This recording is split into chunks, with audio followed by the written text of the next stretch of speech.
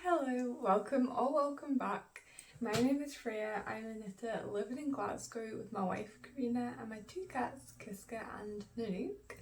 So, welcome. I am so excited to talk about everything that I have done. Obviously it's been a while, so I have a lot to talk about. Things like 2 finished jumpers, some socks, some homeware, swatches, loads and loads of stuff. But I will start off with some of the boring stuff. So I always timestamp all of my videos, which means you can just skip to parts that you want to watch, or skip over parts that you're not interested in. And I will link everything below. I will, link to the patterns or the yarn. And yeah, I feel like there's more boring stuff to say. That's it. I also want to pop in and say I now have a wish list on Ravelry, which means you can gift me patterns, which I think is so fun.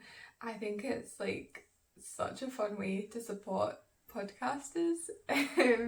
I've seen a couple of people do it and I copied them, so I've already had 2 amazing people gift me patterns, and honestly it was just so exciting. I've already finished one and another one is on my needles ready to zoom through. So yeah, if you're interested, that would be amazing, and if you do give me one, it will probably go to the top of my list and you'll probably see me knit it in my next podcast. So yes, I'm not gonna talk about any lifey stuff or anything like that, because honestly there is so much to get through. I personally love a long podcast. I know it's not for everybody, but yeah. So I guess we'll just jump straight in with my first finished object, which is what I am wearing. So this is the Storm Sweater by Petite Knit.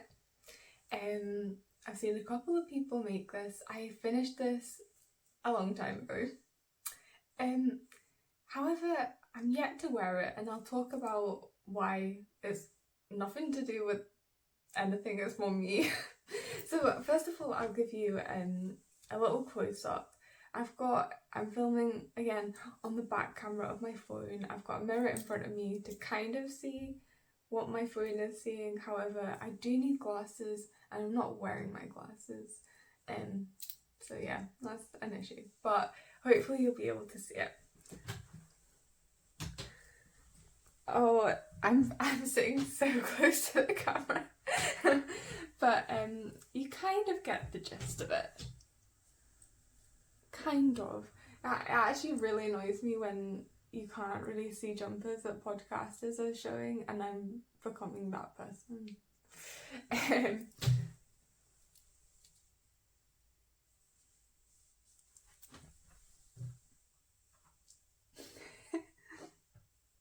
Yeah, so it's an all over knit pearl texture.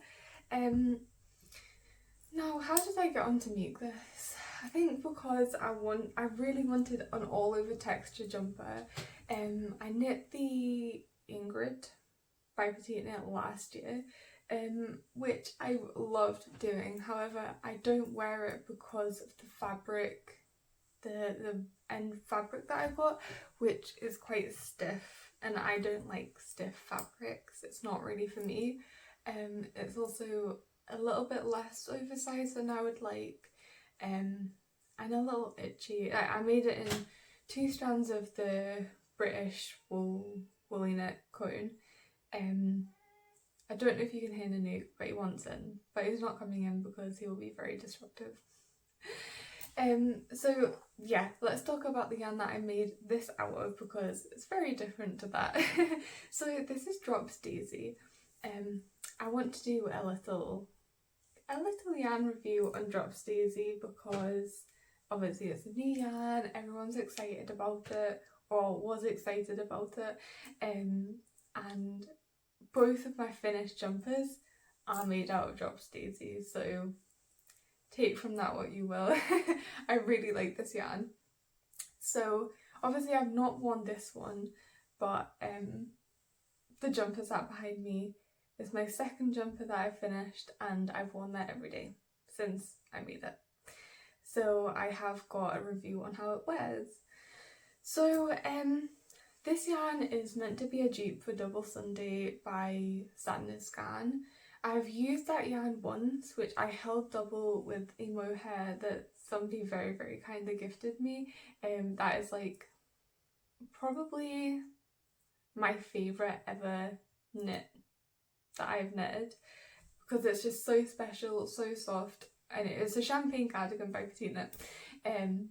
I wore it every single day until it got too cold to wear a v-neck cardigan. So yeah, this is, well, I have it here. This is extra fine merino. It's a DK weight, so 50 grams is 110 meters, which I think is the same as Double Sunday. I could be wrong. Again, I've only knit with it once. So from my experience of only knitting with that once and knitting with this twice, is I would say they're pretty much exactly the same. I wouldn't say that the Double Sunday is softer. Like, to me, they're just the same, to be honest.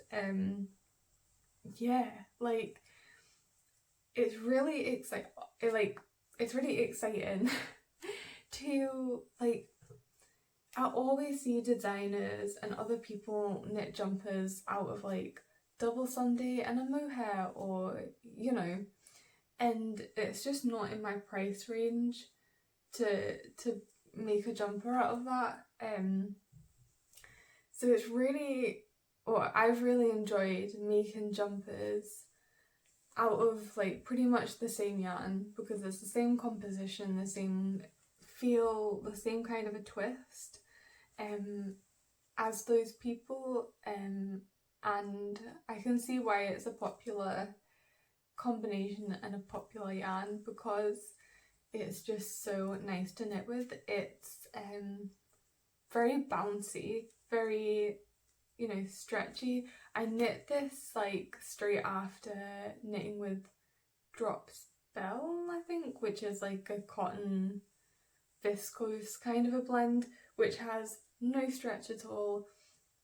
It does hurt your hands after a while, and I was just so done with plant-based yarns and summer yarns, which is why, you know, I was so excited waiting for Drops Daisy to come to Wool Warehouse, and when it did, it was on offer, so I bought 2 jumper quantities without knowing what the yarn was like. But and when I got it and started knitting with it, I was like, oh my god, this is like night and day. It's so much more enjoyable for me, because it's so bouncy, and the stitch definition and the finished fabric I think is so nice. Probably doesn't come across on camera, but take it from me, I really, really, really enjoy wearing this yarn. So pretty much all I want to say on that. I really recommend it. Let's jump on to the pattern. So I'm a little disappointed with this pattern. So I didn't actually read like the sizes, or I didn't like really pay attention to the measurements of the sizes before I bought this pattern, because I just assumed that every different size was a different measurement. However, that is not true, which is bizarre to me. So I ended up knitting the size 4, which is the medium.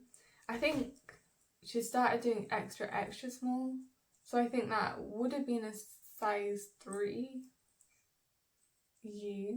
Yeah. But now it's a size 4. So I think it's the size 3 and the size 4, or the size 4 and the size 5 are exactly the same bust measurement. And that's the same with a couple of other sizes, which, like, I've never seen that before. So weird. And I was just like, because I wanted a lot of positive ease, so I was looking, like, normally I'd knit a size small, but I was looking to other sizes because I wanted more positive ease. But then I was like, why are these sizes the same size? So I read through the pattern, and the only difference was an extra inch, I think, on the sleeve and the body. And that's it. The only difference. And I think that's the same with other sizes.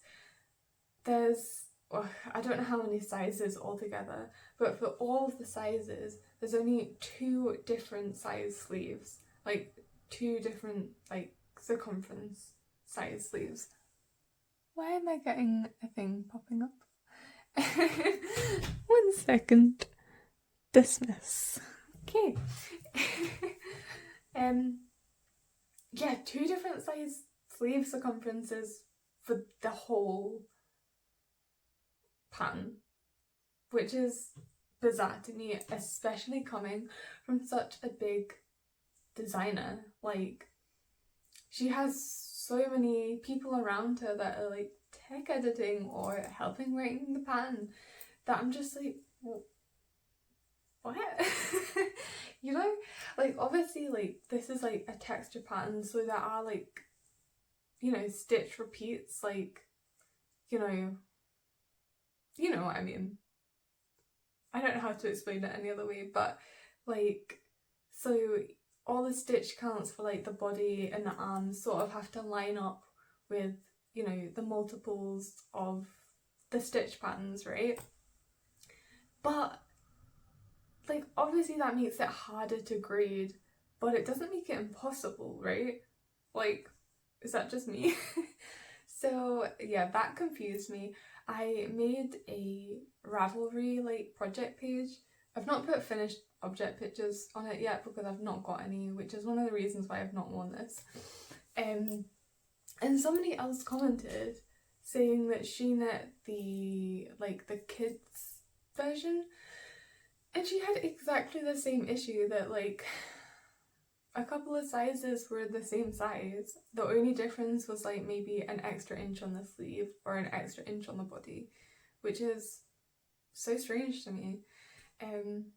So yeah, there's that.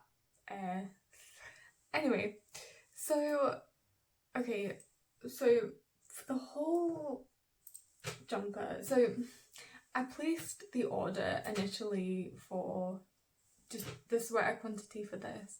I got it in the post, and I instantly, or did that, in fact, it wasn't, I didn't even get it yet. It was a day after I then bought the sweater quantity for my other jumper. But I kind of panicked. I bought the right amount of yarn that the pattern suggested, but then I panicked and I added another, like, 3 balls into my next order. Just because I have had issues running out of yarn with petite knit patterns.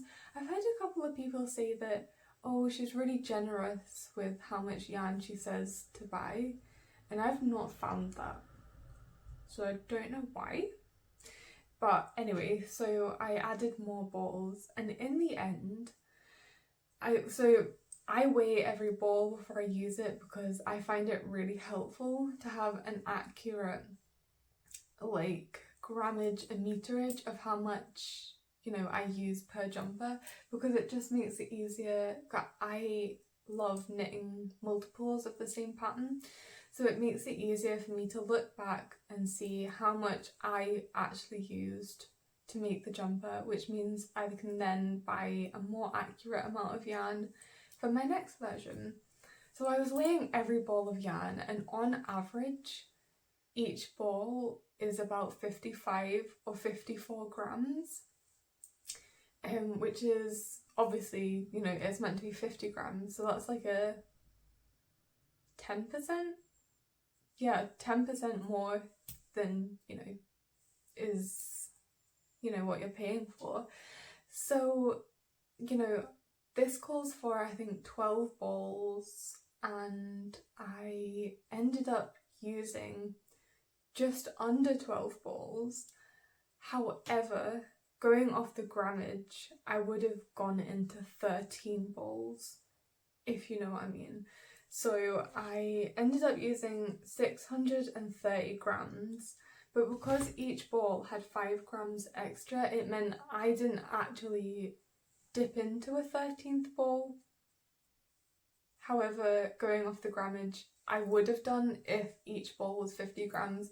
So yet again, I went over what she suggested. I believe I'm right in that. So yeah, I don't know what that's about. But now I have 3 balls extra of this yarn, which is actually a decent amount. That's like a decent accessory or a couple of hats, I believe. I've not yet knit anything with them because it is a decent amount, so I kind of want to keep it in stash and see if something turns up and I'm like, I've already got the yarn for that, amazing, let's just go.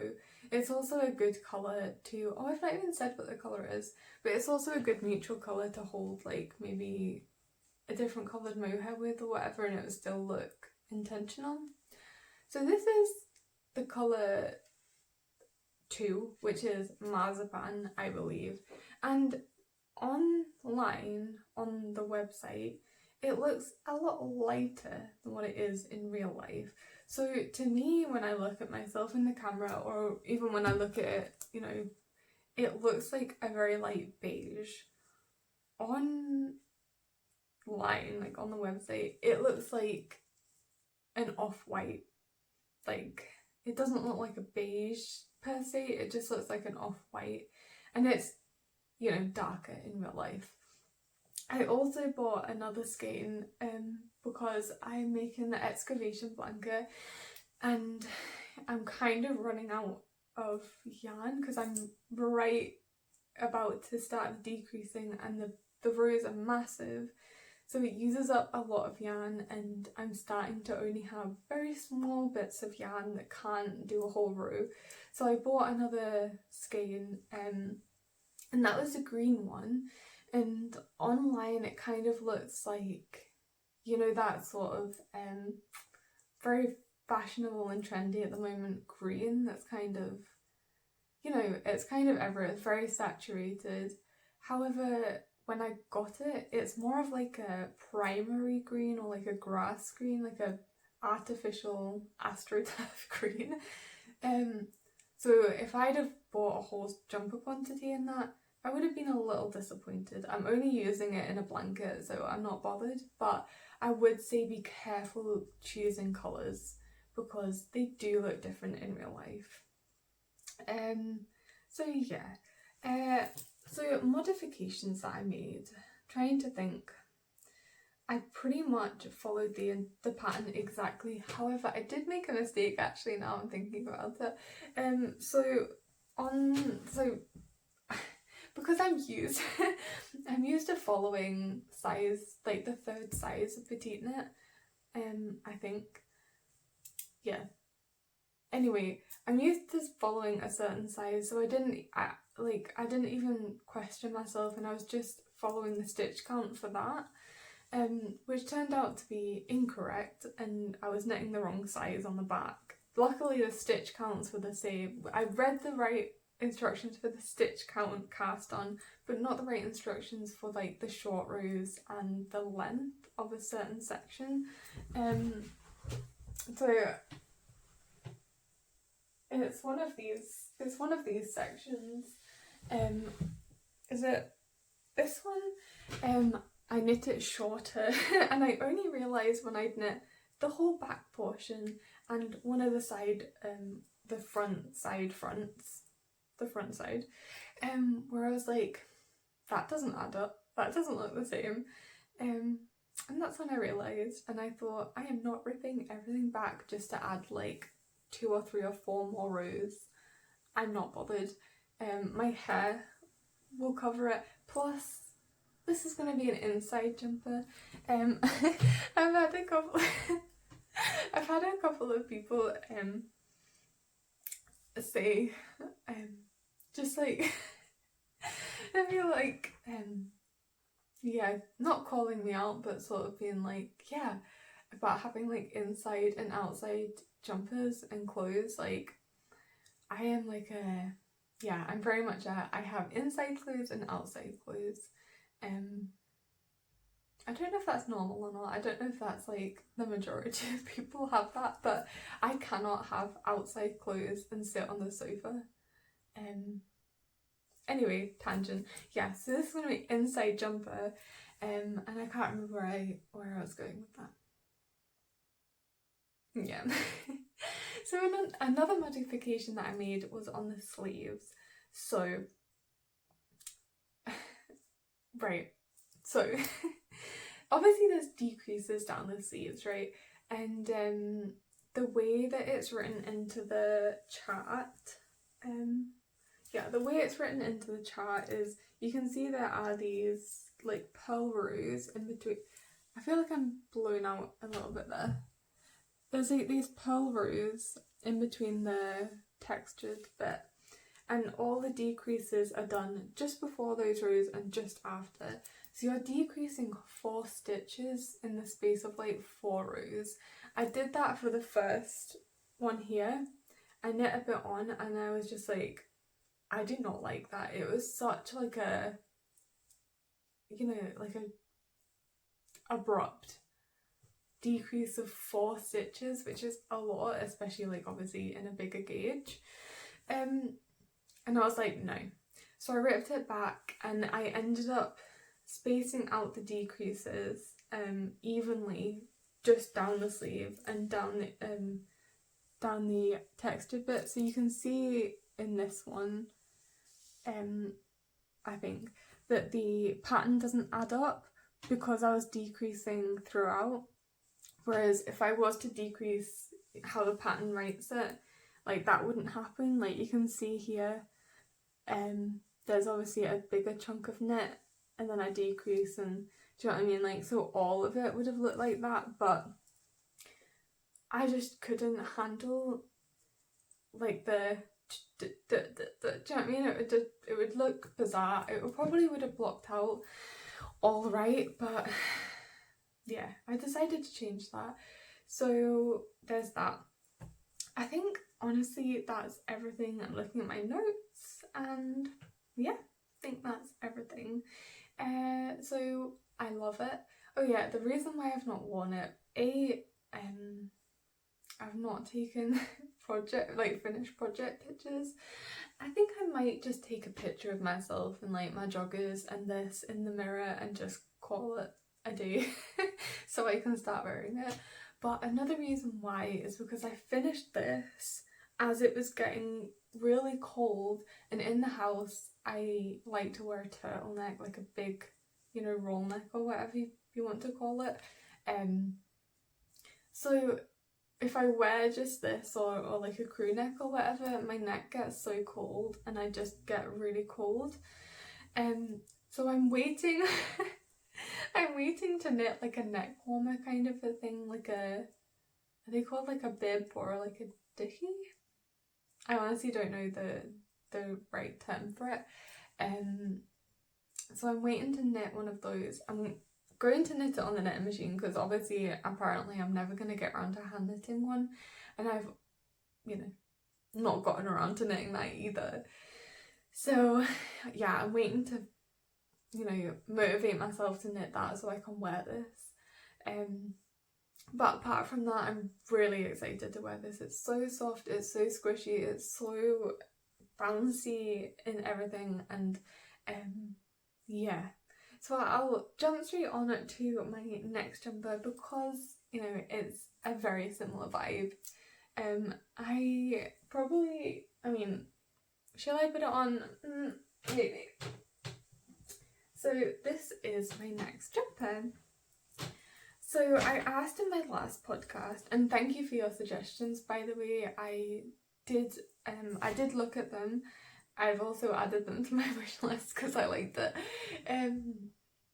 And I think I decided not to go for it because the pattern the pattern was for like a short neck, and I specifically wanted a pattern with a turtleneck just because I'm not very confident knowing like the rate of pickup for the neck for a turtleneck, because I think I've only knit 2, and I'm designing and making my own patterns on the knitting machine, and I know that there's like, you pick up more stitches for a turtleneck, whereas for a crew neck you're wanting it to cinch in more.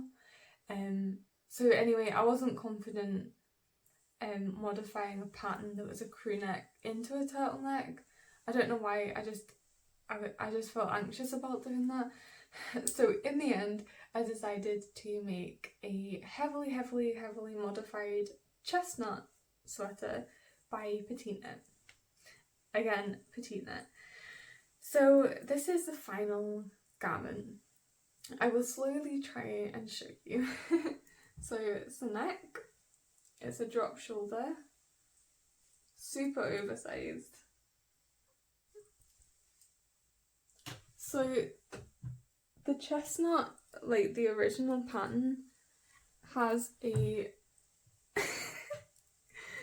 has a split side, but obviously I did not do that. To be honest, I couldn't be asked, and honestly I wanted the warmth that comes with, you know, not having a split hem. So I just admitted that. But so yeah, all the modifications that I made. So I modified everything. I modified every stitch count. I modified a lot of the measurements. So things that I kept was like, so I sort of mushed together a couple of sizes, i.e. like the chest circumference compared to the arm circumference, and the arm sort of, yeah, decrease in length and stuff.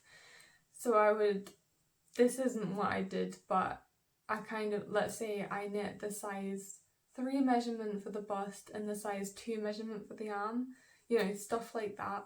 However, I also didn't knit I didn't use those measurements. I went in between a size for the measurements. So yeah, it was a real mishmash of everything, but basically I kind of used it as a very vague template to write my own pattern. So everything's changed, the gauge has changed, and the yarn obviously, yeah. So this is Drops Daisy again. Oh, I don't actually know what the colour is. I don't know if you can hear Nanook. Nanook, no! Stop! I don't want to let him in because there's so much stuff in here, and I know that he'll just rustle and make so much mess. Anyway, so this is, I don't know the name, but it's this colour by Drops Daisy. It's like the light green maybe. There's not too many colours, so I'll have it linked below anyway. So yeah, I knit it with this and a strand of a mohair. So this is Rico Essentials in the colour 3. So I bought this heavily discounted on a website, and it was like £3.50 a ball. And oh, that's my phone. And obviously, well, because it was so discounted, they only had a couple of colours, and one of them was this baby pink. And then initially, I was gonna hold this together with a hand-dyed with a hand-dyed lace weight skein of yarn that my auntie gave to me from her stash, along with a strand of Fjord by Ching Fibre in a pink colour. You know, I was going to make a jumper and it was going to be cute and mottled and hand-dyed. However, I decided that I absolutely hated it.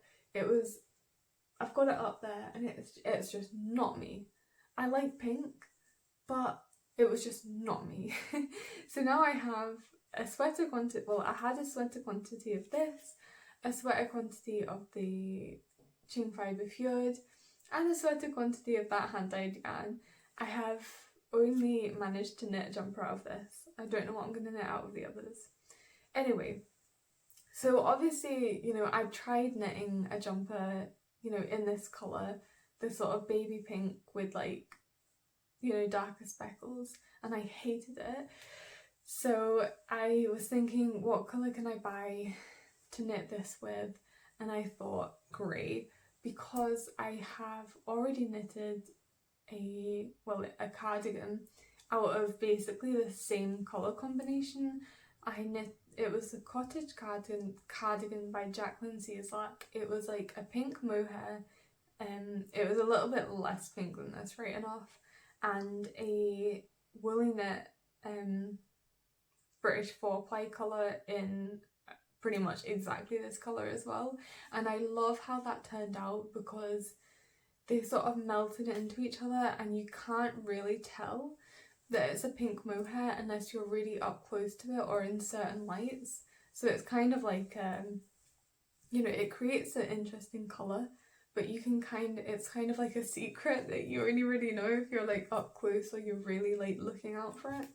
So I knew I liked that colour combination, and when Drops Daisy was on offer, I just thought I just had to, because it was coming into the colder weather and I knew I wanted like a heavier, thicker jumper to wear around the house that would keep me very warm.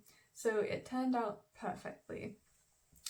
So I used, I didn't actually see, I used a 5mm for this, and for this I used a 5.5, which isn't actually going up that much. However, for some reason it worked and I liked the fabric, so I went with that.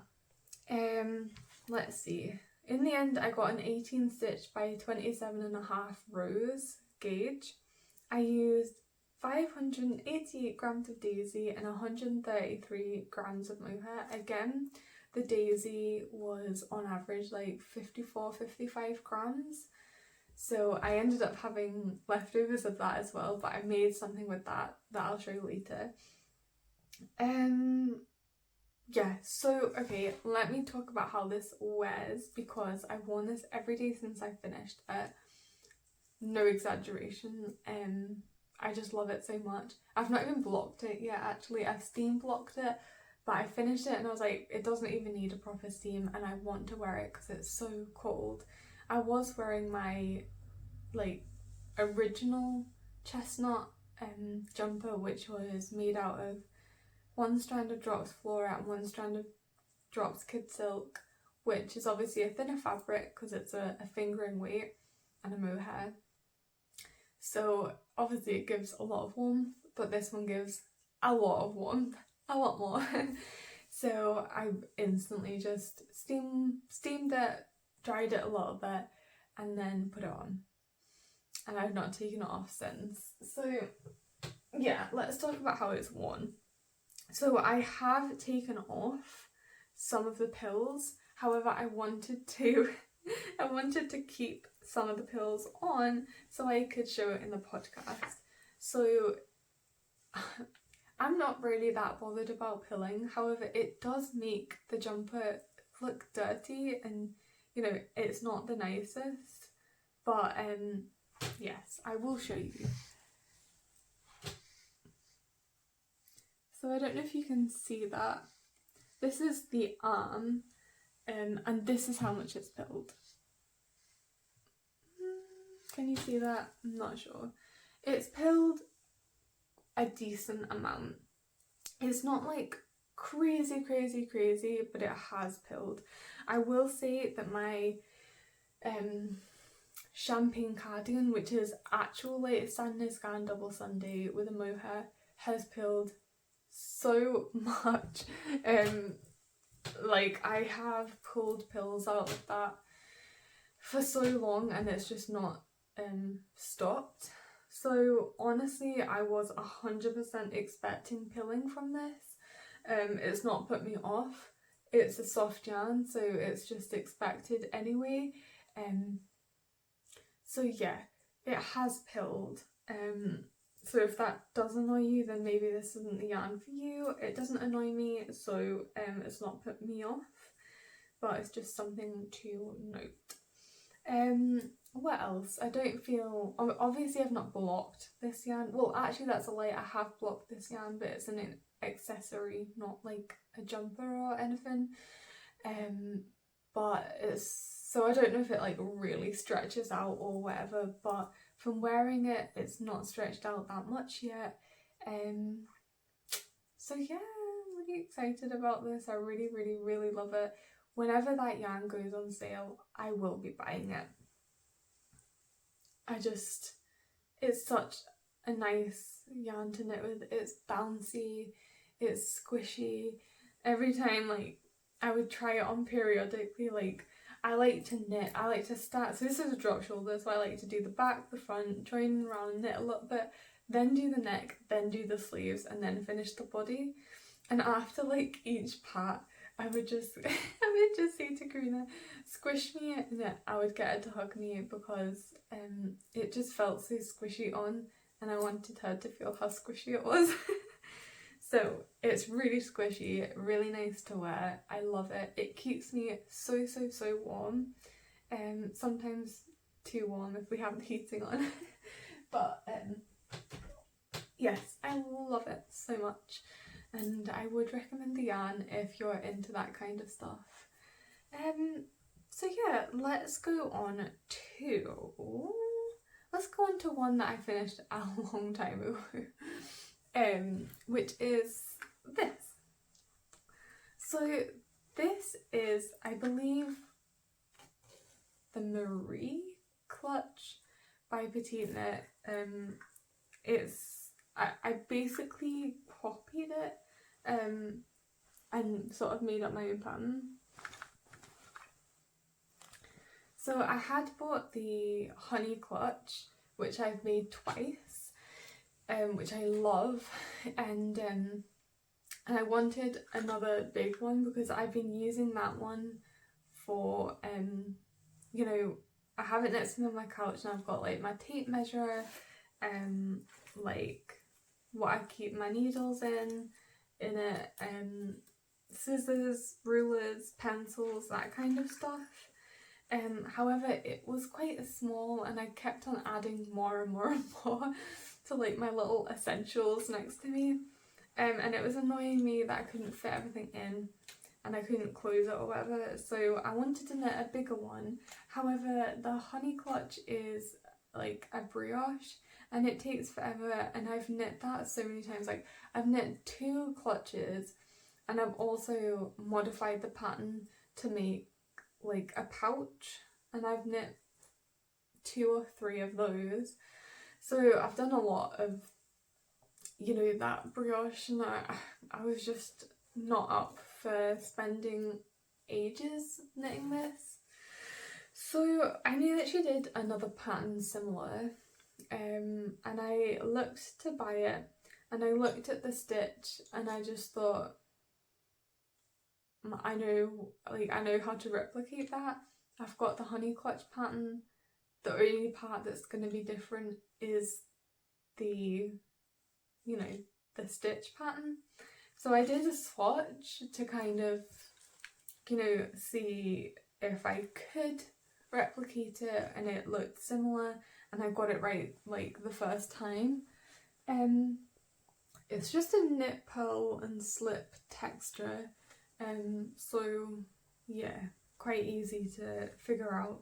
I don't know what like the ethical or moral thing behind that is, but honestly, like I bought so many of her patterns, and I'm just that kind of person that loves modifying patterns, and I just find it really interesting to sort of problem solve, and I just saw the stitch pattern and I was like, it's exactly the same.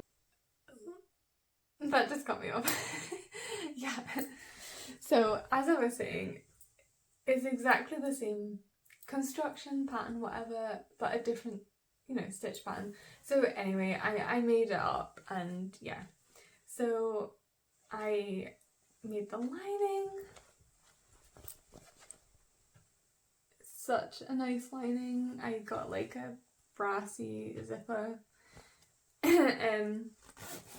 I've honestly, not to like, you know, big myself up, but I've honestly got so good at sewing in zips into knitwear, and I really want to make like a full zippy uppy thing. I've made the Gia sweater, which is like you know, just like has a zipper here, but I kind of want to make it go all the way down.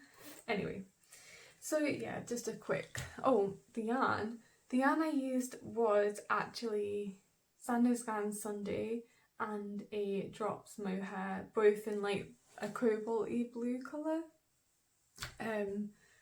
Yeah, I used exactly, pretty much exactly like just under by like half a gram of like exactly a full ball of Sunday and exactly a full ball of Drops Kid Silk. Luckily, both balls had extra. I think the Sunday had like 54 grams and I don't know what the mohair was. So yeah, I was lucky. So yeah. So on to my next finished object. What will I go for next? I'm just gonna slip this one in because I'm not gonna talk about it for too long. But it's a little bear. It's so cute. It's so silly and floppy. I'm trying to see what you can see, by the way. It's so cute and floppy and silly, and I love it. It's so cool. Look at its little tail. It's so cute and so soft.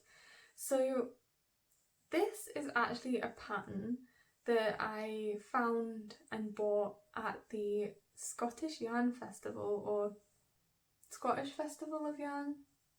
I can't remember the actual name of it. She had a little like stall there.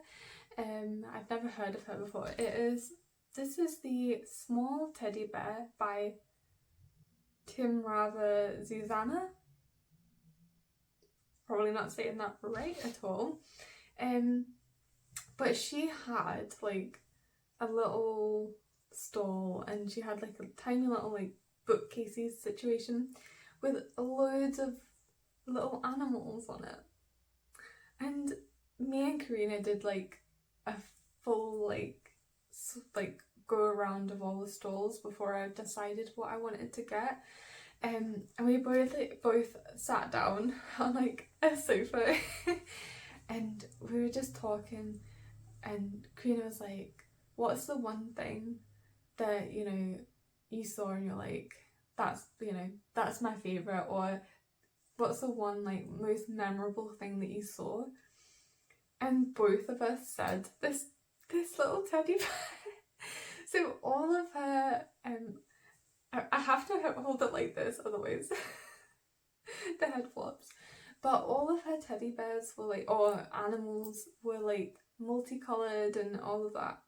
But it was just this one bear, just made out of white, and it was, I think it was a little bit smaller than this.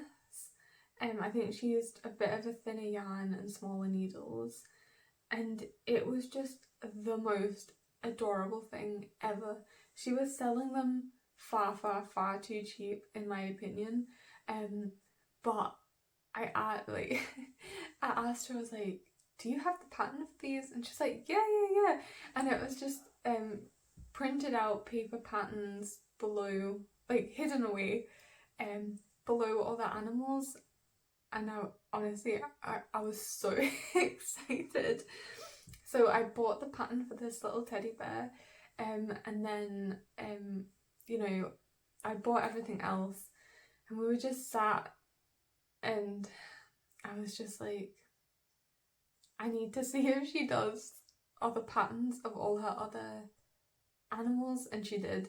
And I think I bought 3 more of her patterns.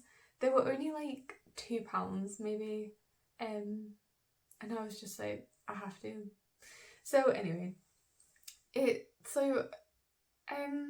I would definitely recommend these patterns. However, there was a couple of things that I changed.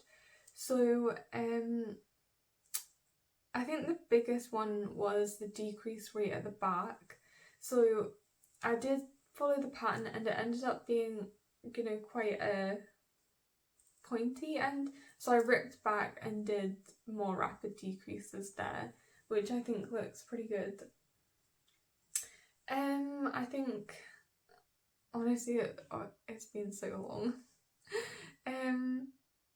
There was a couple of other things, but I think I did a different technique of increasing to her, maybe, because, or if I was to make this again, I would do a different kind of increase. Oh, she does knit front and back, and if I was to make this again, I think I would do like make one left, make one right. But honestly, pretty simple things to swap out and change. So yeah, I love it, and I started knitting a bright purple one for crew knit, and I've not finished it. I've knit like a foot and that's it, and honestly I'm not really a homeware like toys knitter kind of a person, so this was like a real you know, step away from what I do. And by the time I started the second one, I was like, I don't actually want to make another one. So I will get around to it though. So yeah, I think we might have named him or her, them, Snowy. I think, honestly, it was so long ago that I can't remember. Which is a pretty boring name, like for us. Like we love naming like all of our cats. Of like, our first cat was Klaus, then we had Floki, then we had Kiska, and then we had Nanook. So we do love finding, you know, finding those kinds of names. But we just looked at him and I just went, you know, he looks like a Snowy. So it's just Snowy. On to my next finished object, which is one of the patterns that I got gifted by one of you. And when I seen that I got gifted this one, I was like, I need to cast it on. I didn't actually end up casting it on straight away, I think because I was halfway through the grey jumper, or maybe at the end of this, I can't remember. And I was just trying to power through these because it was getting too cold and I just wanted the jumper to wear, so I put it off. But then I kind of finished that jumper and finished all of this, and I just went, I don't know what to knit. I just hit like a sort of like I just finished two jumpers that I really enjoyed, and I was just like, I don't know what to knit. Like, I didn't really want to go straight into another jumper because I just knit two, and I don't know, I was just like, I don't know what to knit. And then I was like, I have this pattern that I'm so excited about. Honestly, like the idea of knitting a full blanket was just really daunting to me. So I was just like, I'm just going to knit one square because I'm really curious as to how, you know, the construction is and, you know, all of that stuff. So I was just curious and I just thought, I'm gonna knit a square and whatever happens happens. I knit one square and then I knit another and then I knit another, and then I ended up finishing this in like a couple of days, like 3 or 4 days, which isn't great for my hands, but it was so fun. So I'll just grab it. So, okay, so this is a heavily modified Sweet Shop blanket. I knit it out of 2 strands of Drops Flora, and I have, the reason why is because I have a lot left over from, you know, a couple of projects. Like, it was my go-to yarn for a long time, and it still probably is, just because of how affordable it is.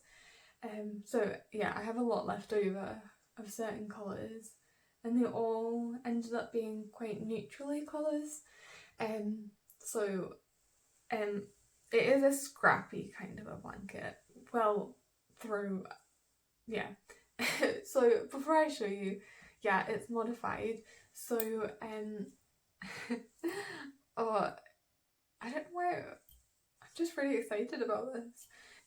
So obviously this is by Laura Penrose, and she has, I think actually, Nanook, no! He's so noisy. I'm gonna have to let him in because he's just being so noisy. Anyway, so I think actually the day that I'm filming this is the day that Laura Penrose is putting out her Stella cushion pattern. But obviously I knit this before that came out, and I really wanted to knit that, because I decided that I was just going to knit like a little throw to go over the side of my sofa so the cats don't scratch it or it doesn't get sort of scuffed up. And I just thought, right, you know, I'm just gonna see if I can modify the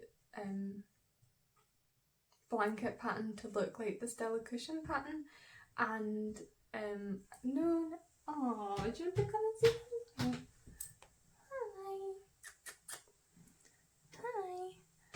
Hi. And yeah, I managed it. So 3 of the squares were the same as written in the pattern. There was just one square that I sort of had to write myself or sort of bodge, and I think I did a pretty good job. By the time I'd gotten around to doing that square, I had done the other 3 and I kind of had like a good idea of how it would be constructed and all that fun stuff. So off you go. So let me show you. This is the final thing. So it wouldn't have been my first choice of colours, however, I only had enough of these colours to do the middle. And then the only colours I had enough of to do the outsides was this. And I literally just had enough of the black as well, so it was meant to be. But I have it over the side of my couch, so you just sort of see, you know, one edge. And I love, love, love, love, love it. It was so fun to knit, and honestly I finished it. And it was kind of the same way as like how I started, like why I started knitting this, because I was like sort of in like a knitting slump. And then I finished it and I was like, I want to keep knitting. But I don't have enough yarn to knit a full blanket, and I'm also halfway through the Excavation blanket, so I'm not really wanting to start another scrappy blanket because I don't have the yarn for it, because honestly I need all the yarn I can get. Nanook's about to jump. I can get, like, I only have enough yarn to knit the Excavation blanket, so I wouldn't have enough. But I do really want to make a blanket. Yeah, definitely after I've knit the Excavation blanket, I'm going to knit one of these blankets. So yeah, about the pattern. Yeah, I knew who was going to do that. So about the pattern, obviously I modified it a little bit, but there was only one square that was different, if you know what I mean. But for the most common square, like there's 3 different kinds of squares, and in the pattern for one of the squares she says this is going to be the most used square, and for that square you have to weave in 6 ends. So luckily I love weaving at ends, so not really bothered by it, but it is a lot of ends to weave in if you're not really into that. So that's just like a disclaimer, you do have to weave in a lot of ends. And honestly, like,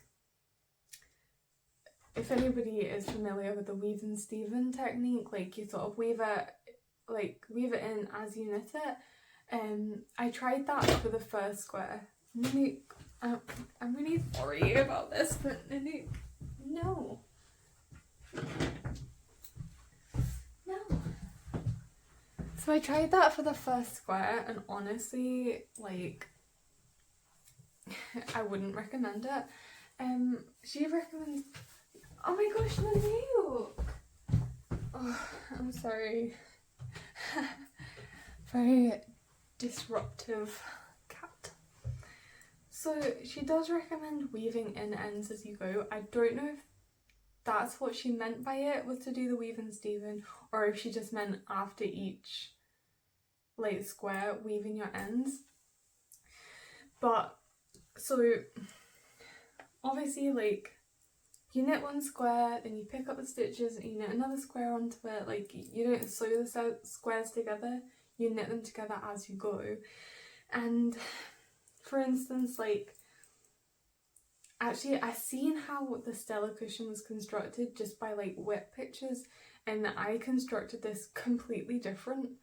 So yeah, if you were to knit the Stella cushion, I don't know, obviously I modified it, so whatever, but I don't think this would change if I didn't modify it. Like, I was adding like squares, and then like where 4 squares came together, there would be a big hole because I was picking up stitches, and then obviously at the beginning of the round, like, that's where an end would be, so it wasn't like properly connected and it was quite loose, blah blah blah. So there was big holes, and if I was to weave in the stitches as I go, I wouldn't have had a lot of ends to close that gap. Also, I don't like weaving in ends when I've then got to pick up stitches, purely because, like, if I pick up a stitch sort of in that last stitch, or like, oh my gosh, I'm not gonna explain this properly, but if I was to pick up like in that stitch, it would kind of stretch it a little bit, and then I would have to go back and sort of, you know, sugar around where I weaved it in to sort of close up that gap. So personally for me, I have to, like, I waited till I did a couple of squares and then I wove them in. So I kind of wove them in as I went, and I kind of, you know, left it a lot longer than maybe she suggested. But that's kind of a roundabout way to say, yeah, there's a lot of ends to weave in. I personally enjoy it. It was kind of a motivation to finish a square, because I was like, then I get to weave in the ends.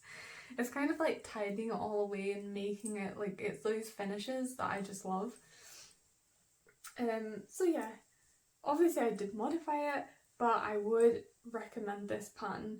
So fun, so addictive, obviously a great stash buster if that's what you're into. Yeah, I love it, and thank you so much for the pattern, because it brought me so much joy and so much fun, and I will definitely be making another one. I love a good pattern repeater. Like, I'm such a pattern repeater and I just love it. I find it so fun. So yeah, oh, I will say that one square, I've got fibre in my mouth now. One square took 19 grams, so what's that, like 9.5 grams of each colour, and that's holding 2 strands together of flora. So I don't actually know the meterage of that, but just thought that was interesting, because obviously she designed it so that it was around 20 grams or just under 20 grams. So yeah, that holds true for me and my gauge. So yeah, let's move on to accessories. So first of all, let's do so many interruptions. I'm sorry, somebody was at the door. So yeah, jumping into accessories. So first of all, I'm going to talk about my Fingerless knits, because I knit it with Drops Daisy. I think I had maybe, did I write it down? No. I think I maybe had a ball and a bit left of what I knit that jumper out of. This is how much I have left now after knitting these. So again, this is after I knit the blanket through thing, and I was just like, I'm still not really wanting to knit on a jumper, and I've just like, see when the cold weather hits, I just love knitting accessories. Like a lot of the months out of the year I'm just like, I hate knitting accessories. No. And then the winter hits, I'm like, I love knitting accessories. So yeah, cast these on. This is a self-drafted pattern. I knit mittens for I think 3 people last year, something like that maybe. And it's kind of exactly the same pattern as that, and I kind of made that up because yeah, I kind of just made it up, and I made these up too. It's kind of the same as those and kind of not. So it was Drops Daisy on 3.25mm needles. Yeah, I guess there's not really much to say about this because it's not really a pattern, can't really talk about the pattern. All I can really talk about is the yarn. So this is obviously, like this is one strand knit on 5mm, and this is one strand knit on 3.25mm. This is really dense, like this is going to be so warm, and it's warm and it's long enough so I can put my hands in like that. I've not worn them out yet because I want, oh no I've not, because I want to show them on the podcast. So they've just been washed, blocked and ready to go. So yeah, so I have washed and blocked this yarn obviously for this, and yeah, the stitches look great. I think the stitch definition is really nice if you're into that kind of thing. It didn't really stretch out, but again there wasn't like the big weight of a jumper, so I can't really, you know, say if it does that for a jumper, but for this it didn't really stretch out. I did actually try and stretch it out a bit because they were a tiny bit tight. They still are a tiny bit tight, but I know with wear they will just naturally stretch out. That's just the way of it, so not really bothered about that. So yeah, fingerless knits, just practical, boring fingerless knits. On to my next. Would you call socks an accessory? Would you? I don't know if I would. But on to my next finished object, which is a pair of socks. These I have actually washed and blocked these. I don't have sock blockers. Sock blockers. For some reason that sounds wrong. So I literally just laid these out flat to dry. So they look a bit silly. I've also not worn them yet because I wanted to show them on the podcast. But this is made out of Drops Nod. I have them here. Drops Nod in these 2 colours. Which is Dandelion and some golden something, I think. So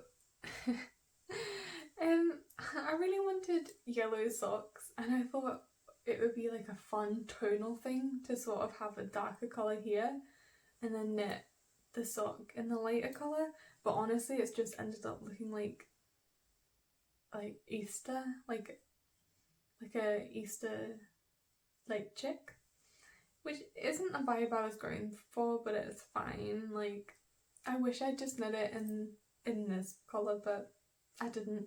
I was like down here until I decided I hated it, and I just couldn't be bothered, to be honest, so I just kept it the way it was. So this is a pattern by Porcelain. It is the Lima sock, and actually these aren't in English yet. I think it's in German, and I was waiting for the English version to come out, and then I was just like, I can't wait any longer, so I bought the pattern and I used Google Translate to translate it into English. if you type in to Google, like Google Translate PDFs, it takes you to like the Google page, and you literally just upload or like drag and drop your PDF into like whatever, choose the languages that it's translating from and into, and then it gives you the PDF in that language. So I did that, and overall it was vaguely successful. I wouldn't say it was a great translation, and if you're not confident in sock knitting or these kind of techniques, I would recommend waiting for the English version to come out. However, if you're just like sort of in it for the stitch counts and like the row counts and the increase counts, then honestly, like, I would recommend it, but proceed at your own risk. So yeah, I loved this sock from the first moment I saw it. Honestly, I'm not a pay for socks kind of a person, like pay for sock patterns kind of person. Like, I learned how to knit by knitting socks, and you know, my granny was like a prolific sock knitter, and she used a pattern that was like, you know, however old, and I've basically just used that pattern ever since. And you know, honestly, I'm not a massive like texture sock knitter. Honestly, I actually don't think I've ever knit one, and I've got the 52 weeks of socks and I really want some, and I've just not knitted any. So yeah, it would take me a lot to buy a pattern, and yeah, I bought this pattern because I saw it. I saw the construction and I just thought, do you know what, that's gonna be my new go-to vanilla sock pattern. So I love a heel flap and gusset, you know, the traditional top down, you knit, then you pick up stitches, decrease, whatever, done. However, I'm not the biggest fan of this big decrease section here. I just feel like it goes on and on and on forever. You have so many stitches on the needle, you've got to pay attention to decreasing all the time, and it's just like, oh. And then, you know, you've got loads of stitches on some needles and not many on others, and it can get quick. I love knitting on DPNs, so it can get it just gets a bit more of a slog. And when I seen this, I just thought it looks so fun. So the construction is top down. It's a 3x2 rib. You top down knit, and then you do increases for like the back of the heel. Would you call it a gusset? Honestly, I don't know. Increases for the back of the heel. Then you turn the heel with like short rows, and then you knit. It's really hard to show. You sort of knit this part back and forth whilst doing like knit two togethers and slip knits across both sides, which in turn sort of turns the heel, and then you just knit the sock. So the only parts you're increasing is this little section here, and I love turning the heel. I find that really fun. And also recently I have been knitting toe-up socks, which kind of uses this same technique here, where you knit back and forth for the like heel flap, and you knit, you know, you knit two together and slip knit across the sides to sort of, you know, knit it all together. Not explaining that well at all. But when it came to this bit of like the knitting back and forth and knitting together these sides, that's when the translated pattern was unreadable, unusable. But I could see by the pictures that it used the same technique as my now go-to toe-up sock pattern. So I went to that pattern and I seen how they did it, and I just, you know, took that part, put it into the stitch counts for this part, and I was absolutely fine. So the pattern for the toe-up socks is called, actually I've written this down, it's called the Super Simple Toe-Up Socks by Brianna Lupino. You can either, it's like a pay what you want kind of a pattern, I think. I would highly recommend it if you're into like the traditional heel flap and gusset, but you also like toe-up socks. This is the perfect pattern for you, because it's basically a reverse engineered version of your traditional heel flap and gusset sock. It's amazing. I love it. The fit is amazing for me. I have a really high like instep, and it's just the most perfect fit. And honestly, this is an amazing fit for me. There is so much room for the, you know, for your, and like honestly, like I knit the size large, and honestly, like even for me this is a lot. Like usually I do knit like a really like high stitch count just because my instep's so big, and also I don't like tight socks because I have really wide feet and they just constrict me, and like now I only wear wide fit shoes, like specifically like really wide fit shoes, and it's honestly changed my life in terms of like, you know, being more comfortable.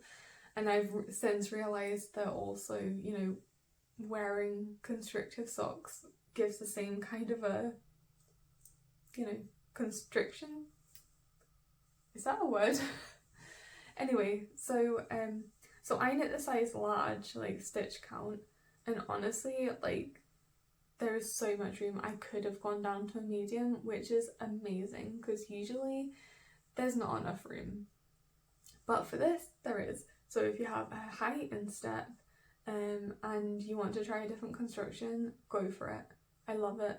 Well, it's not in English yet, so maybe wait until it's in English or translate it on Google. And use the super simple toe-up sock pattern to sort of fill in the gaps. So yes, my socks. Have I got another finished object? I have not. Onto whips, finally. So, okay, let's jump straight into a sock whip. So if you're not into socks, you can skip both of these sections at the same time. But so something very tragic happened to me and something very sad happened to me. So I have been washing all of my knits in the washing machine on a wool wash cycle, and I have also been knitting a lot on the knitting machine and using yarn for the knitting machine, which has a lot of oil and spinning oil and grease in it. So honestly, like washing it in the washing machine really is the best thing because it really gets like all of that out of it. It makes the fabric look amazing. So anyway, I've knit a jumper ready to wash it in the washing machine, and I just threw in a couple of my hand knitted things, which included my bedroom bloom and a couple of pairs of socks and the machine knitted jumper, and I put it on the wrong cycle. I was very tired and I'd not slept very well for a couple of days, and it was very early, and I put it on the wrong cycle, which felted everything. And initially I thought it had felted all of my socks, which had two of my favourite pair of socks ever in the wash, and I was honestly heartbroken. I was crying. I actually cried.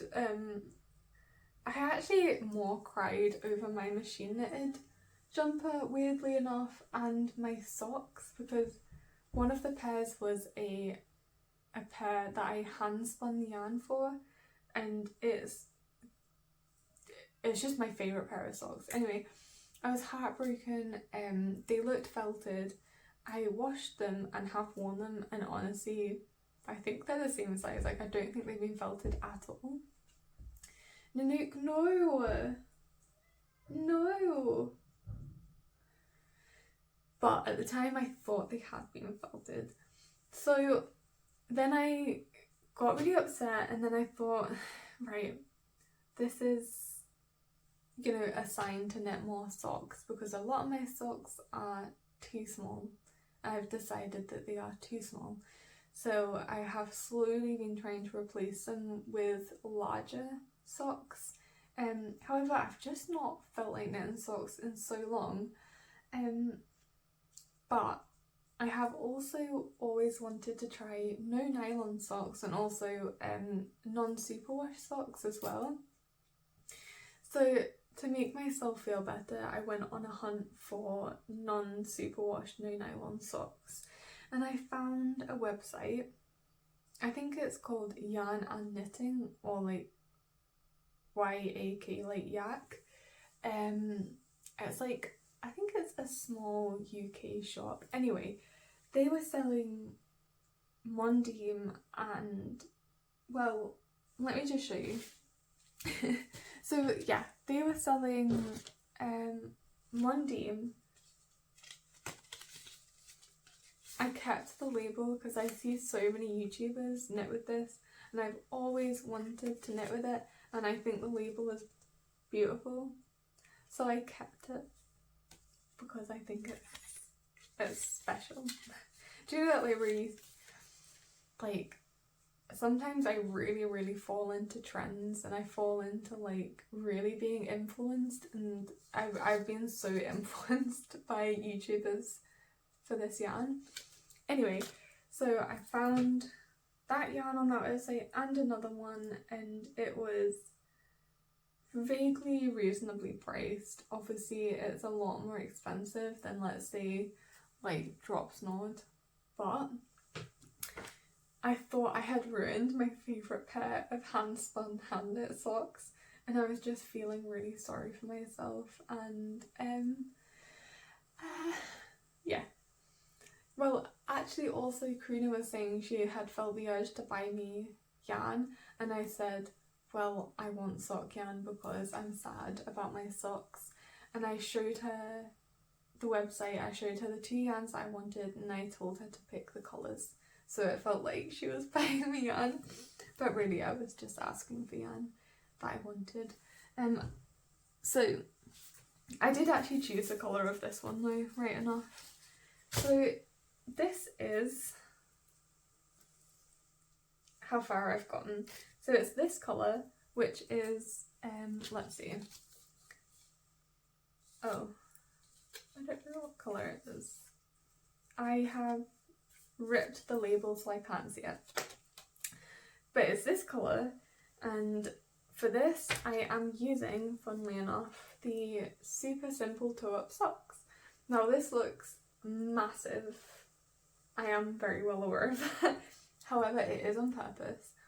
One, because I want roomier socks, and two, because I have heard other people say that non-superwash socks felt. Therefore, you do need to knit them a little bit bigger so that when they felt, you know, obviously they shrink. So it's just to like combat that. So that's what I did. They are massive. They're on 2.25 needles. And honestly, I'm not a massive fan of knitting on 2.25. I'm not a massive fan of knitting dense fabrics. However, obviously this kind of a thing really needs it. The denser the fabric, the more hard wearing it is, therefore 2.25. For these I knit with a 2.5 just because I wanted a really enjoyable knit, more so than worrying about how long they'll last. This is Drops Nord, which is a non-superwash. It's a non-superwash yarn. It does have nylon in it though. It's 45 alpaca, 30 polyamide and 25 wool. So it's got polyamide in it, which isn't the best, but again, it was a non-superwash yarn that I wanted to try, so I threw it in the basket to make up free delivery for a sweater quantity that I bought that I'll talk about next. So yeah, this is how far I've gotten. Not the most enjoyable knit, but I'm so excited for the final object that that's what's getting me through. Also, really enjoying the colour. It's pulled a little bit in the foot, which is fine, but it's also like, it looks great on the, whatever this part is called. Yeah, if anybody has, I tried to look, I've seen a lot of people knit socks using this, and I tried to find videos where people had reviewed the socks that they have knitted out of this, i.e. spoken about how it's worn, how long it lasts, did they get holes in it, and honestly I only found a couple, and both of them weren't very happy about how well they had worn. Both of them said they got holes straight away, they had to fix them straight away, and so I did watch the reviews after I bought the yarn. Probably not the best idea, but I did. And so then I was like, ugh, like, I've just like invested in this yarn and it's not got great reviews. I also read the reviews on Ravelry and all of them said the same thing. However, I wonder if it's like whenever I read reviews and I think about, I think about the reviews and what they say, I always think, like, if you get something, like if you buy something and you use it and it's fine, it's great, it does what it says on the tin, it's fine, that's great, amazing. You're not going to be like, yeah, let's write a review about this and say, yeah, fine, exactly what I paid for. But if you buy something and you're like, this is awful, like, I've just spent my money on this, it's broken straight away, then you're going to be like, I'm going to write a review about this because I'm annoyed and I want other people to, like, be wary. So I wonder if it's that kind of a thing where everybody that's had a positive experience or like a neutral experience hasn't said anything or hasn't written a review, whereas people who have, or who are like really hard wearing on their socks, who have had bad experiences, those are the people that are going, don't buy this yarn. Do you know what I mean? So I don't know if it's that kind of a thing. However, one thing that's kind of making me feel alright is that I have never worn a hole in my socks, ever. I used to wear my socks in my shoes out the house. However, I then stopped doing that because hand knit socks are bulkier, and at the time I didn't have really wide fit shoes, so I was wearing bulky socks in shoes that were too small for me, and it just got too much. I was like, no, I need more room in my shoes. And now I just don't wear them at all out. So I only wear them in the house in slippers. I now wear Crocs in the house and I think they're called the beta ones, and they have like, it feels like, little like knobbly bits on the inside. So I have a feeling that they are going to felt my socks just because of that extra sort of texture, which is why I've knitted those so much bigger. So yeah, I'm worried about how that will affect the wearing of that yarn. However, you just don't know unless you try. I also watched some reviews where like, this yarn is so soft, and like, it's not. It's not soft at all. Like, maybe if you're only used to wearing incredibly rustic things, maybe you'd find this soft. for me, I don't find it soft.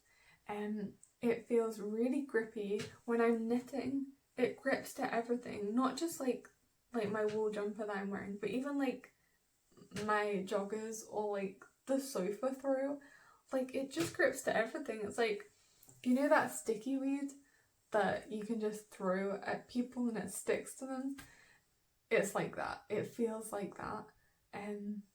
So yeah, weird to knit with a weird to knit socks with a yarn that is so not like superwash, if you know what I mean.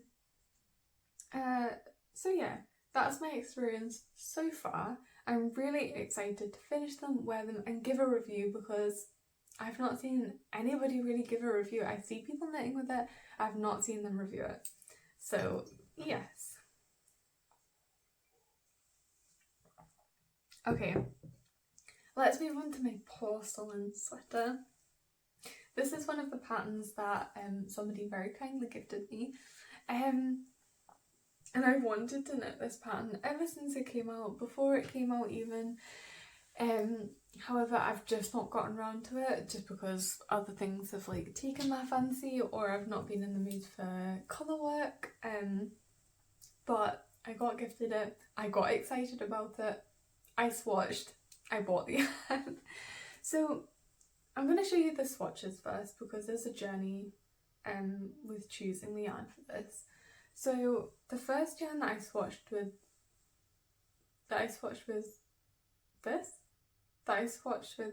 was this.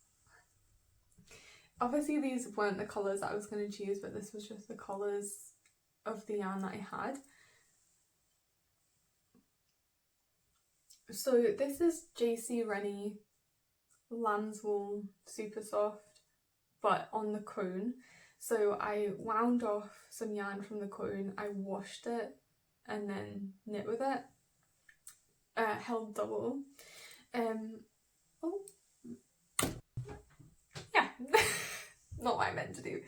Anyway, so I washed and no, what am I saying? Yeah, I washed the yarn, knit with it, held double, and I love this swatch.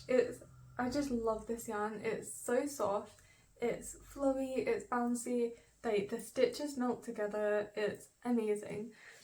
And I was so excited about this yarn and knitting, like hand knitting with it, because I've only machine knit with it.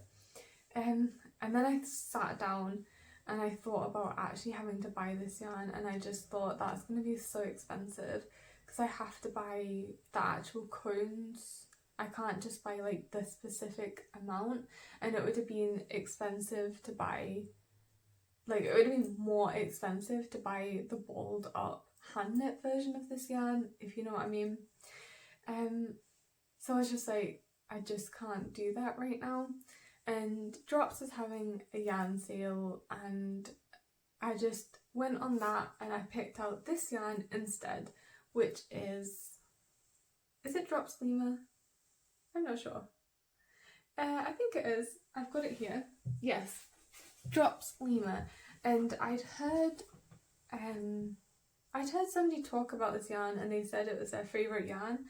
So when I seen it was like the right yardage and the right gauge for this sweater, I was like, yes, I'm gonna get that.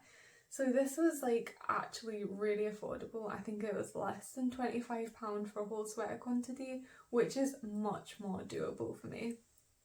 So I went with this and I swatched with it, and actually this is a looser gauge than what I've actually gone for. I think this is a 5, yeah, this is knit with a 5mm and a 5.5mm. Washed and blocked it, and then I realised this is too gappy, and it wasn't looking neat enough, and I wasn't happy with it, so I didn't swatch again, but I have gone down a needle size.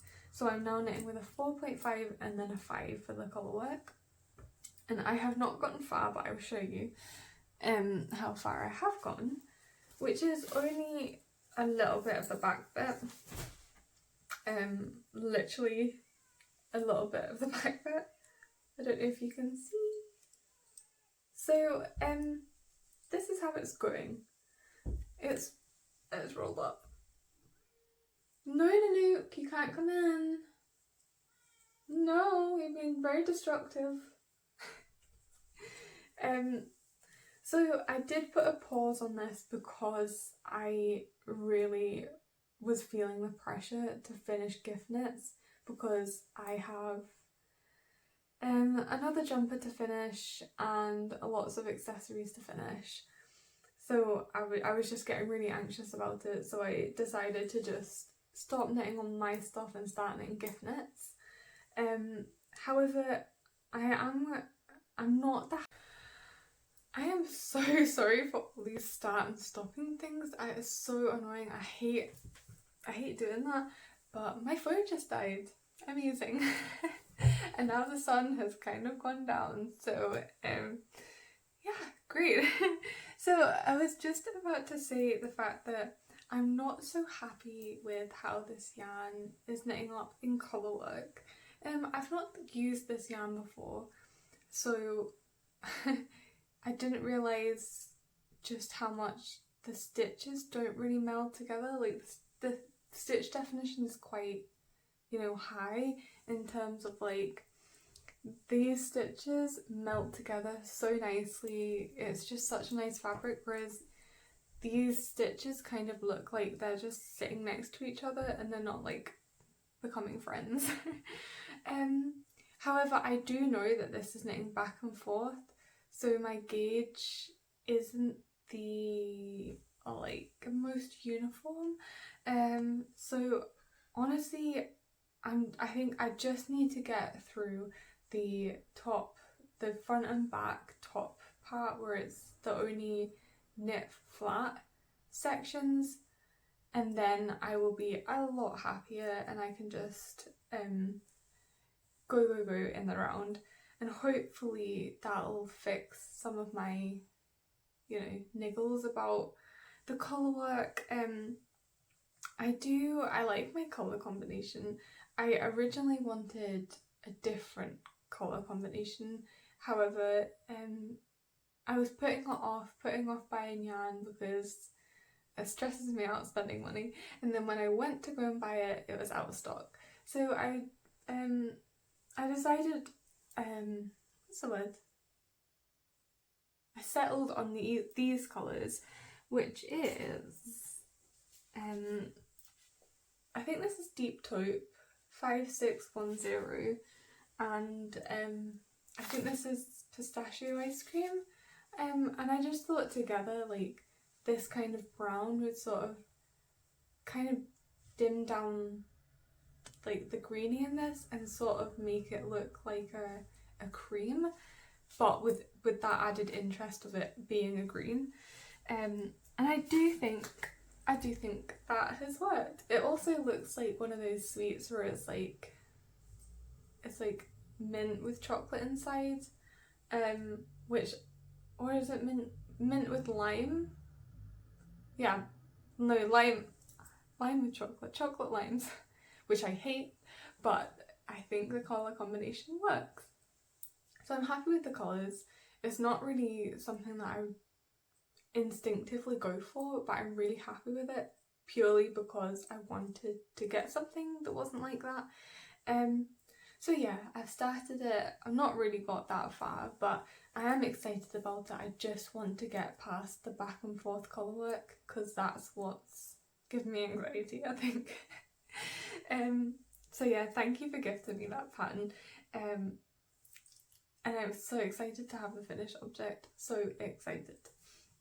Okay, moving on to my final whip, and I just wanted to show you my progress on the Excavation blanket, because it's massive. So let me just grab it. So what I am going for is is a double bed size, like a bed through size, because I want it to fit 2 people comfortably underneath it. It's too big to show in frame. It's massive. It's so big. It is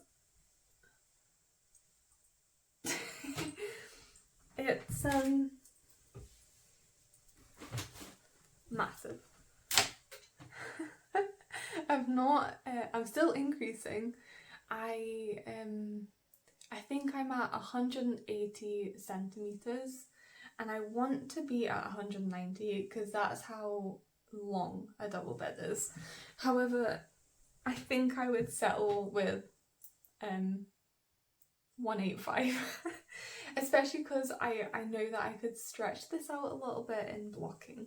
And honestly, I'm scared that I'm going to run out of yarn, or when I get to the other end, I'm going to have such a small selection of yarn to choose from. I'm not going to like the colours next to each other, so I am worried about that.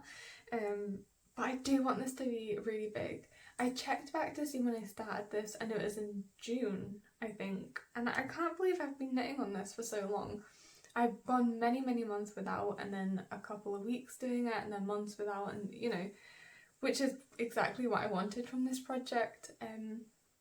I'm loving it, absolutely loving the final outcome, and I'm so excited to start decreasing.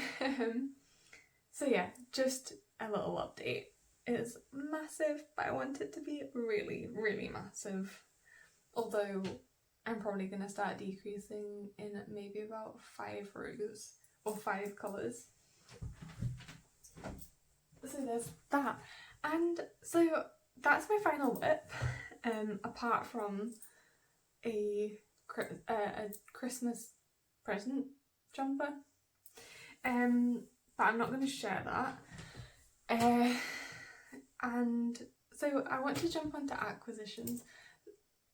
Somebody asked in my last video if I had any yarns that I got from the Scottish Festival of Yarn, the Scottish Yarn Festival. And yes, I did buy yarn. I honestly didn't really go in with like a list. Like I didn't have you know, I can't think of the word right now, but I didn't know what I wanted to get, essentially. I knew that I wanted to get some interesting yarn, and I was just excited to feel yarn because I buy all of my yarn online, so I'm not used to feeling it or seeing it in person before I buy it. So I just wanted to take the opportunity to see all these different yarns, sort of make a note of all the ones that I liked, so that in the future I can then go back and I'll go, I know that I liked that yarn, let us get that yarn. So there was a lot of that, but I did buy yarn. So I'm going to start rustling right now, which will be annoying, so I'm sorry. Oh, I just wanted to show the other yarn that I asked for, the non-superwash yarn for socks, which is this. It's the onion nettle sock yarn. So this is 70%, oh it is superwash wool, I didn't know that. 70% superwash wool and 30% nettle, which I was just so intrigued by. I also seen really bad reviews for this, so after I got it, but I am so intrigued and I'm just so excited. These are the colours that Karina chose. I think they're going to look really nice together in a stripy sock. So that's that. The rest of these is yarn that I picked up at the yarn festival. So I got some more patterns from the woman that designed the teddy bear, and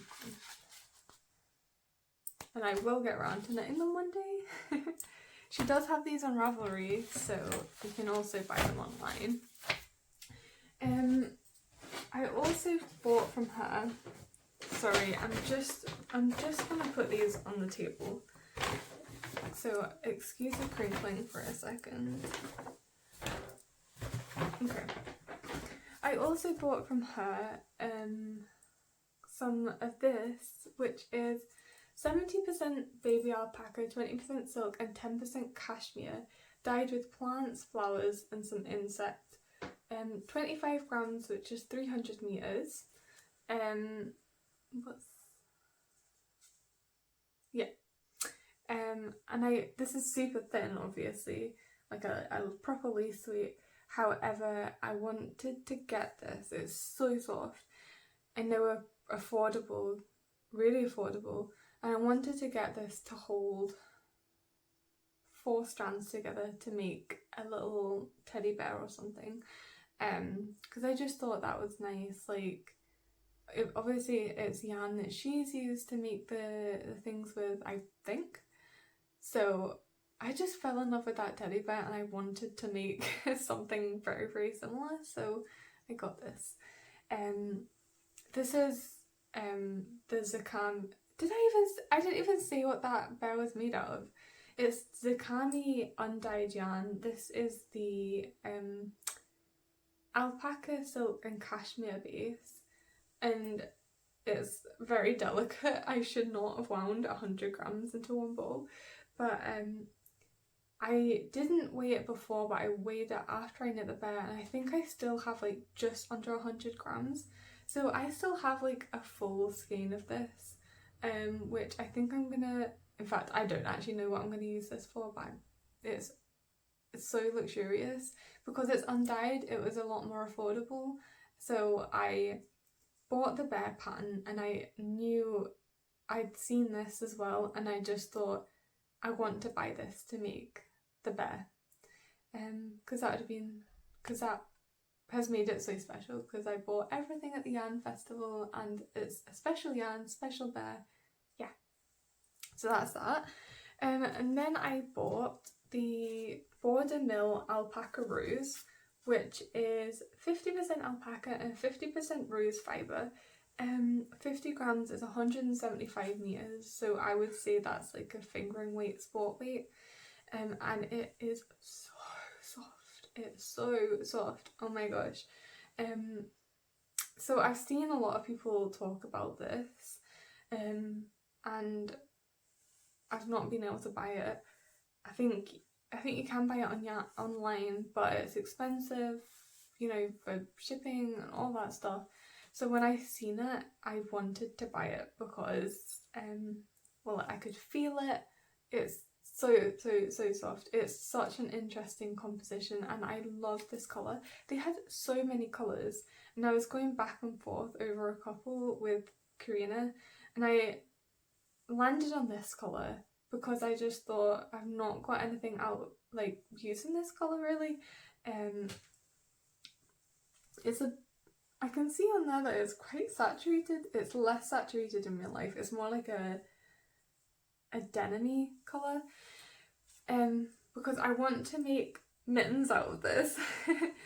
And I think it's a nice pop of colour that would also go with a lot of things I have, you know, as an accessory. So I landed on this colour because it was an interesting colour. It wasn't a neutral.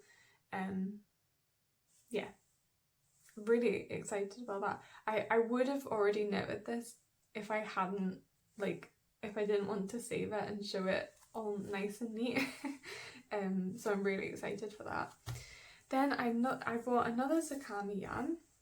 This was actually Karina's choice of yarn. When we were sat down thinking about, like, before I bought anything, and we were talking about what are the things that stood out to me, me as well, but she just could not stop talking about this yarn.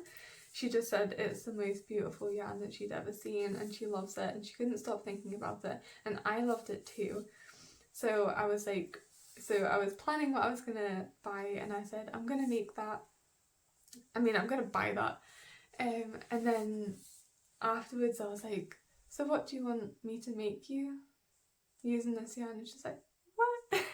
I thought you were gonna make yourself something. I was like, no, because she fell in love with it. I only bought one skein because it's really expensive, honestly. It's 50, 75 baby Suri alpaca and 25% silk. It is a lace weight, so it's 420 meters and 50 grams. So it's a decent amount for an accessory. She has been asking for a Sophie scarf, and I keep asking her, do you want this as a Sophie scarf? And she keeps saying no. She wants something more special. But I mean, I use my Sophie scarf every time I leave the house now. I have a Sophie scarf on. I have two, and I wear, you know, either one every time I leave the house. So I know how wearable they are, and I think she would really wear this as a Sophie scarf, but she keeps saying she wants something more special. So I really want to knit with it, so I keep asking her, what do you want? And she was like, I don't know, I need to think about it. So I'm excited to knit with that. Oh, what's this called? Galilei. That's what that's called. And then I bought some fibre. This is from Celia McWheely. It is 40% South African merino, 20% brown UK alpaca, 20% camel, 20% mulberry silk, hand-dyed fibre. I kind of went in knowing that I wanted to buy some fibre if I saw any that I liked, and I saw this one and then I felt this one, and honestly it is stunning. I mean, you can see how drapey it is. It's so incredibly soft. And then one of the things that I wanted to do at this festival was to buy yarns that had like a fibre makeup that I'd not used before, or like that was really interesting. So when I seen that it was, you know, camel, I was like, yes, please. And it's 100 grams and it was £12, which I think is a really great price for, you know, 100 grams of like merino, alpaca, camel and silk. So this is a very, very, very, very special fibre top. And I'm scared to spin with it. I've not spun in a little while, so I want to spin a tiny little thing before I go into this, because I don't want to ruin it, and I want it to be as consistent as possible. And probably make another accessory. It's only 100 grams, so it depends how thick I spin it, but I don't want to hold it with anything else. I just want it to be this. So yeah, that's everything that I bought from the yarn festival, which honestly I could have bought so much more, but you know, altogether that's like a lot of money already. So just a couple of very special skeins and yarns. I did want to get like a proper Scottish small independent you know, like small farm yarn, but it was just too expensive basically, and I didn't find one that I really, really, really fell in love with, which is a shame, but there was a lot of interesting people there, and overall it was a really great day, and I think I will be going back next year. I did want to go to the Glasgow School of Yarn, however, honestly, I couldn't. It would just have been too expensive to just get in, let alone buy yarn. I spent a lot of money getting to the Scottish Festival of Yarn, so I couldn't really justify going to another one, even though it was literally down the road from me. It would still have been like 23 quid for me and Karina to go, which is a lot of money, and that's like a whole skein of hand-dyed yarn. So, you know, I would rather, like, that's how much my porcelain sweater cost. So, you know, a whole jumper or a day at a yarn festival when I'd just been to one, yeah, I chose the jumper. So yes, thank you so much for watching. I'm super excited going forward. You know, knitting with all of that yarn, finishing the porcelain sweater. What else? I know I've got other things in the pipeline that I really want to knit, but I just can't think of them right now. So yeah, thank you so much for watching. Yeah, I hope you're doing well. I'm doing alright. There's been so much personal stuff that's happened since last time, so I'm really I feel good about taking a step back from everything. I've scaled back everything that I've been doing, and I feel really good about being in this rest period, to be honest. So I hope you're feeling rested yourself and doing good, and I will see you soon, hopefully. Bye!